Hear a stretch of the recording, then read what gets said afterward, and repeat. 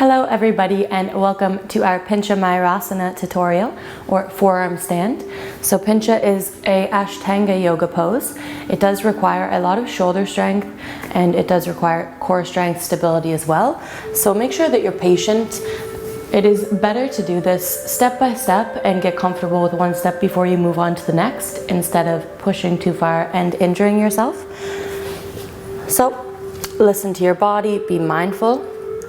We're going to begin dropping to our forearms, hands straight out in front of the elbows, so like two railroad tracks. Fingers are spread nice and wide to give you a little more surface space, and you can use your fingertips here to grip.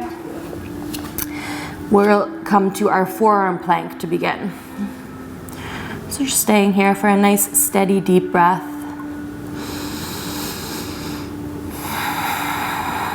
Should already feel your core engaging. One more inhale. As we exhale, we'll reach our hips up and back to our Dolphin Pose. Inhale to shift forwards, forearm plank. Exhale, hips up and back. And inhale and exhale, moving with your breath, warming the body up, building strength.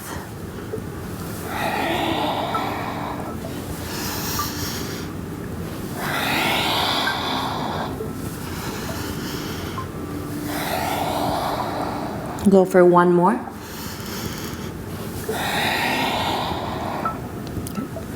And then release down to the knees. Good.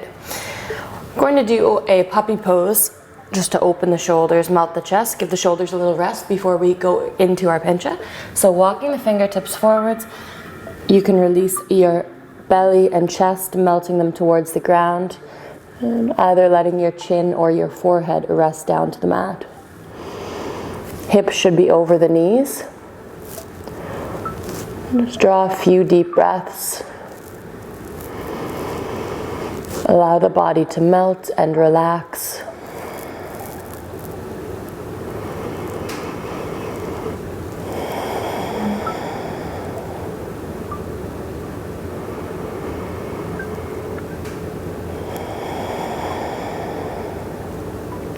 Good.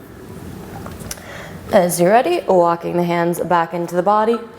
So if you have a block, I suggest giving Pincha a try with a block before you try without a block. It's not necessary, but it does help with the alignment and gives you a little bit extra stability. So what I do is place the block between the two L's in my hand, so my thumb and my pointer finger. Place it down, elbows straight back from the hands. So you can even do a little test here. Elbows should be forearm distance apart. From here, lifting up to our Dolphin Pose, walking the feet as far forwards as you can, making sure not to collapse into the shoulders. So you want to stay nice and lifted, pressing away from the ground. And once you get them as close as you can, lift up one foot and maybe see if the other foot can lift. If not, just keep the one leg reaching. Draw a nice deep breath in. We'll exhale to release and lower down. Good. So I'm just going to show you if you weren't able to get up, that's okay. Remember, listen to your body, don't rush anything. We don't want any injuries. So if you didn't get up, then I just want you to do the exact same setup. Walk your feet in. Practice lifting one foot as high as you can. See if you can get a little weight out of those toes in the back. Maybe even just little tiny hops. Okay? And once you've done that with one leg, then give it a try with the other leg.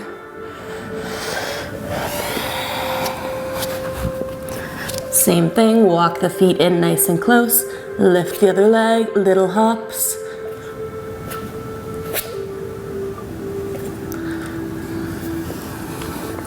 Good. So this is just a quick tutorial. Feel free to pause the video and give it as many tries as you would like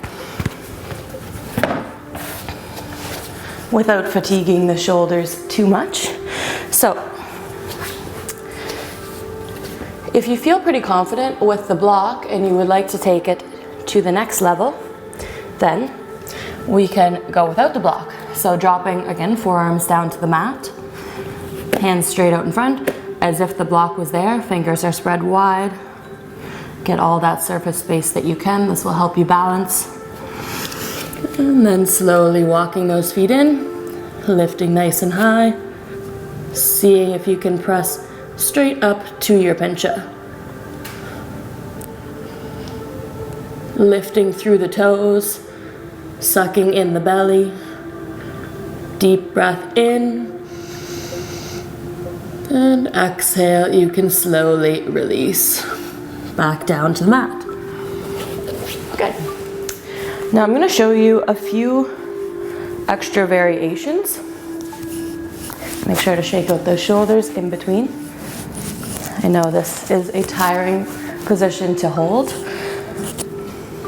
My shoulders are probably my weakest point of my entire body, so I actually find this pose very challenging.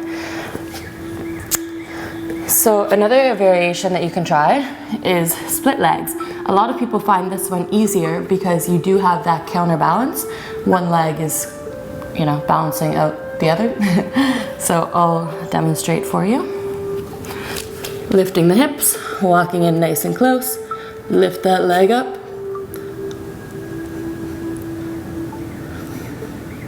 And then your legs are just kind of balancing each other out.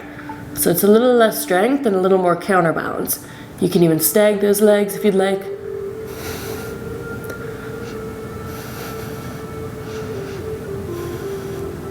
Again, deep breath in. And exhale, slowly lower out. Okay. So there's so many variations that you can play with. You can, instead of the hands stretched out in front, you can even bring the palms together like this on the ground. That takes a little bit less strength from the shoulders. Well, actually, it's because the shoulders are in a stronger position when you're like this, instead of here, the hands together. However, there's less surface space to balance on, so the balance is more challenging. But that's always another option.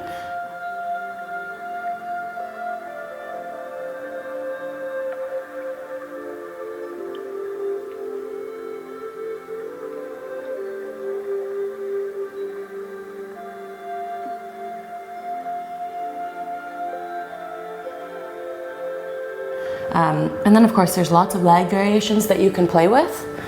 I'm going to show you one more thing for if you are kind of getting started with it, practicing, trying to get going. And that is using a chair. So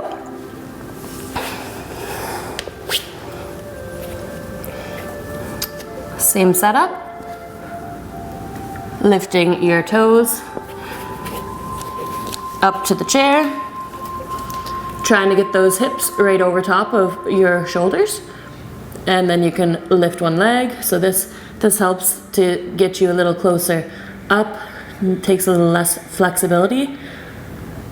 Seeing if you can get a little weight out of that chair, and you can even touch the foot back down if you need to, and maybe lifting. Maybe getting it. And slowly releasing back down. So that's always another option. Just make sure that if you're practicing with a chair, it is secure and it's not going to tip over. If I wasn't comfortable, I wouldn't be using this chair because it's not that sturdy. Okay, so that is it for the tutorial today. Remember, you can practice these things as many times as you would like. Just be mindful of your shoulders. You do want to be cautious. You don't want to fatigue them too much and injure yourself. So listen to your body. And I hope that you got something from this practice. Please let me know in the comments below. Thank you for joining me, and namaste.